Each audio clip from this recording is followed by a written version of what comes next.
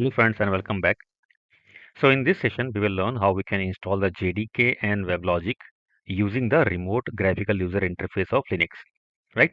So far we have covered how to install the graphical user interface utility in the Linux machine and how to access that by creating the tunnel. Okay, we'll use the same method to access our Linux machine graphical user interface and then we will install our WebLogic. Okay, for JDK installation, we are going to install with the zip installer. Okay, where we will extract the JDK installer. Okay, and as a standard practice, we will create a soft link of the JDK folder with a name of JDK only. Okay, and that is going to help you when you do the JDK upgrades. You don't need to change any of the configuration files. Okay, so I will explain you once we'll do the installation. Okay, so let us start with the installation of JDK and WebLogic using the graphical user interface of Linux. Okay, so first I will access the machine that we have created with the help of the public IP. I have taken the public IP, so I will paste it here. Connection timeout 5. Now I will log in with my Oracle user.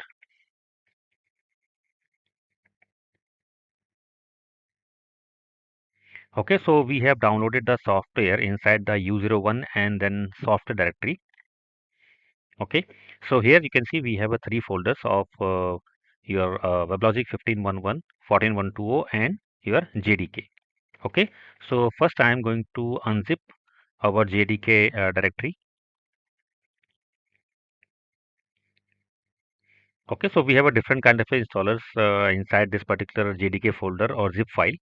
Okay, so for Linux specifically, we are going to use this tar file.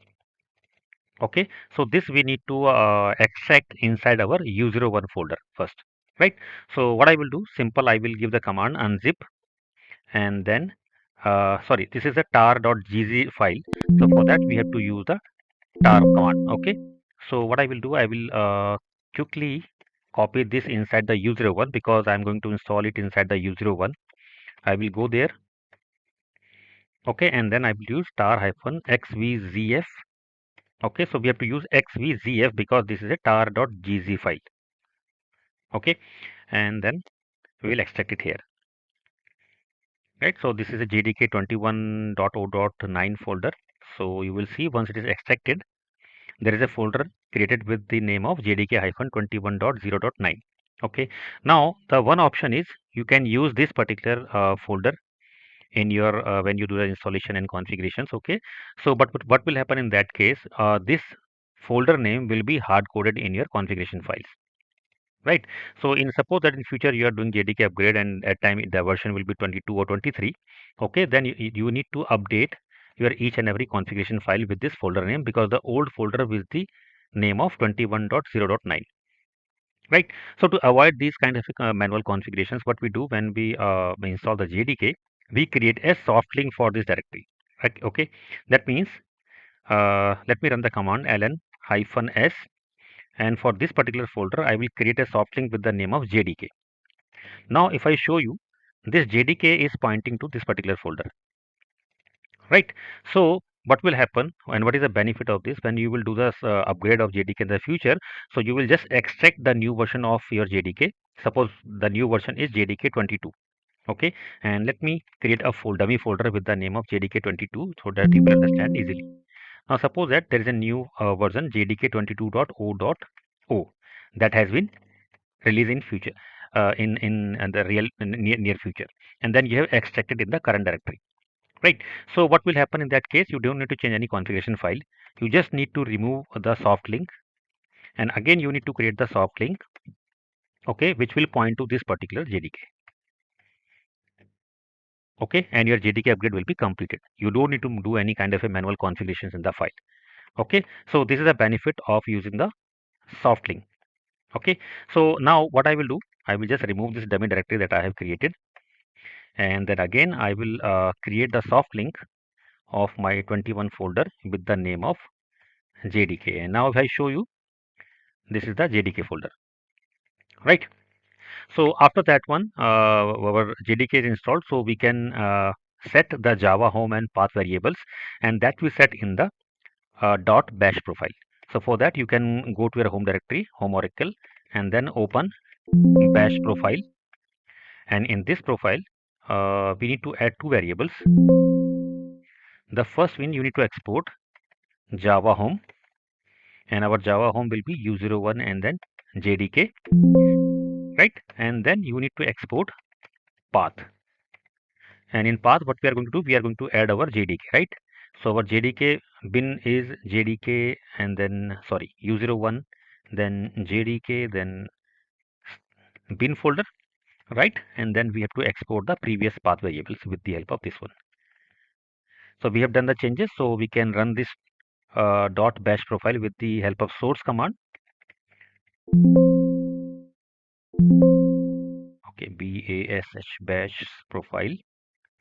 Okay, so now if I run the java -version command, you can see the 21.0.9. So that means our Java has been installed. Now the second step, we need to install the WebLogic server. So what I'm going to do, I will install with the help of graphical user interface of Linux. And in the next session, I will show how to install in the silent mode. Right. So I will go to the software location. And here first I will unzip the zip file. Okay. Sorry. This is for the JDK only. So I need to take this one. Okay, so this will unzip our WebLogic 14.1.2 jar file. Okay, and along with that, I will show you the installation of 15.1.1 as well. Like, and there is no specific difference when we go for the 14.1.2 and 15.1.1. Okay, so this is the 15.1.1 zip file. So I'm extracting both. The 14.1.2 has been extracted. Now I'm extracting the 15.1.1 version. Okay, now you can see both the installers has been extracted. So this is the WebLogic 14.1.2 jar file, and this is our 15.1.10 jar file. Right, now to access this or to install this with the help of graphical user interface, okay, as I explained earlier in the sessions, we need to create a tunnel. So for that, you can go to the settings of putty, then go to SSH tunnels, add the port 5901, and here one is the VNC server process port. Okay, and then here give localhost and then 5901. Okay, and then you can add it here and then apply. And now you can start the VNC server process. You can start with the VNC server :1 on port 1. It is already running. So let me first try to create VNC server -kill 1. Okay, so now I will start a fresh process on the port 1. It is started. So I will set a password for the VNC. Let me give one password here. Okay, password should not be greater than 8 characters. Okay, let me give it again.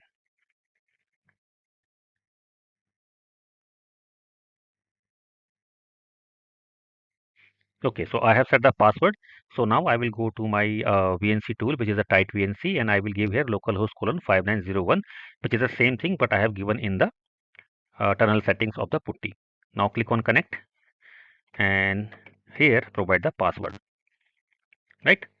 So now I am on the VNC server console. So by default, this account is locked, so I need to unlock it. So for that, I will check the session details first, and then I will unlock it.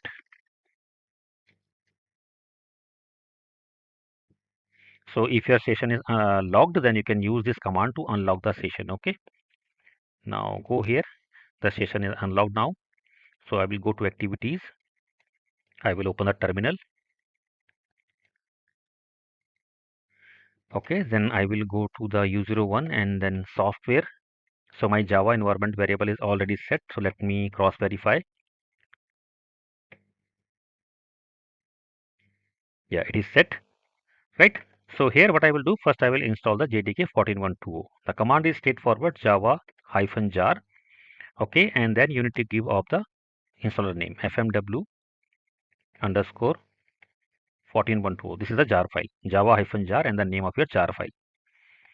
Okay, so now it is extracting the installer, and because we have already increased the swap size of our Linux machine, so now we'll not get any error. Otherwise, if your swap space is 0, then you may get the error. Okay, to increase the swap size. So now it is initiating the graphical user interface installation, just similar to we see it in the Windows machine, right? We double click on the exe and then, or we use a java-jar on the Windows machine as well, okay, and which initiate the same installer. So now it's a very straightforward. Welcome screen, click next, skip for the auto updates, and here you need to provide the location for your Oracle home. That means in which directory you are going to install it, right? So for that we have already created the one directory. So I will directly go to that location, E01 Oracle and middleware, right? This is the location we have selected for middleware home, right? So click on next. Okay, it is saying location specify already exists. So what I will do, inside that I will create a folder with the name of middleware, then WebLogic. Okay, so now here you can see we have two options, WebLogic and coherence. So coherence is an another feature of the WebLogic server, or you can say from the Oracle, which is used to enhance the processing of your application with the help of some cache. Okay, so if you select the WebLogic, then coherence will not install. If you are going to select the coherence, then it is going to install the WebLogic along with the coherence feature. Okay, so it is not required. So we are going with only WebLogic server. Click next. Okay, it will check for the prerequisites, if your operating system is certified or not, and if other dependencies are in place or not. If it is done, you will get all green. Then click on next. Here is the summary of the installation, and then click on the install. Okay, so now here, based on the configuration of your system, it is going to take some time for the installation. Okay, and once this installation is completed, I'm going to pause this video. Once the installation is done, I will resume it again, and then I will show you the installation of 15.11 as well. So now you can see the 100% is completed. So click on next and look for the summary in the log files where the installation log has been created, then click on finish. Okay, so now the WebLogic server 14.12 installation has been completed successfully. So you can go to the servers. Okay, so just after that it will initiate the wizard for creating of the domain. So I'm going to cancel it because I will first explain you at a later time, and then we'll go for this one. So now go to your servers and then check the installation location and files. So U01 and then Oracle, middleware, okay, and then WebLogic, right? So here you can see the installation of WebLogic has been done successfully, right? So now what I will do, I will install the 15.11 as well, so that you can see if there is any difference between the 14.12 and 15.11 or not. Okay, so for that what I will do, I will create one directory here, okay, or we'll create it during the installation inside the same middleware home. Okay, so you can again go back to your console. So here you can run the same command again, java hyphen jar, and then you can give the name of your installer file, which is fmw underscore 15110 generic.jar. Okay, so initiate this. Again, it will take some time for some to check some prerequisite and to initiate the graphical installer of your WebLogic server.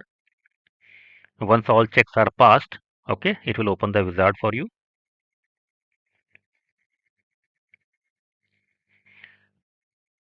Okay, so again you can say this is the first screen, welcome screen, there is no difference. Click on next, skip for the auto updates, and then here we have to select the Oracle home, the location where we wanted to install our WebLogic server 15.11. Go to the U01 Oracle middleware, and here um, I am going to create one more directory for the installation. Okay, and that will be with the name of 15C WebLogic. Okay, click on open and then next. So I'm going with the WebLogic server only. Click on next. Okay, it will again do some prerequisites checks. Once it is done, click on next. And here is the summary of the installation, and click on install.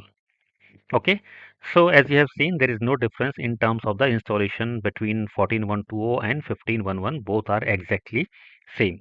Okay, and same comparison we will see once we'll do the domain configuration as well.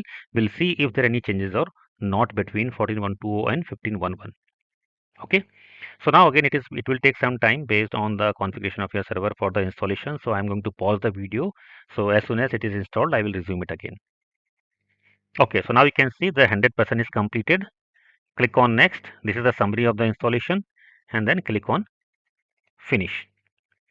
So it will automatically initiate the configuration wizard as soon as the installation is done, because as we have discussed in the very beginning sessions, okay, the very first thing what we do after the installation is we create the domain, right? So that's why it automatically initiate the domain configuration wizard as soon as your installation is completed. So this is not required as of now, so you can cancel it. Okay, and after that, let us go to the server and let us see for the our Oracle home. So this is inside the middleware, and then 15C WebLogic, right? So you can see here the 15C WebLogic has been installed. So now if I do the side-by-side comparison of the 14.120 and then 15.1.1 directories, okay, you can see there is no difference. The directories are install, coherence, WL server, Oracle common, lib, jlib, opatch, opmn, bin, OUI. This is the Oracle installation file, inventory file, then inventory directory, then environment properties cache file, and then domain registry. So there is no difference in terms of the directories as well. Okay, it is exactly same, right? So we have done with the installation of JDK, and we have followed the standard practice that we used for the installation of JDK, where we create the soft link to avoid any kind of a issues in the future when we do the JDK upgrades.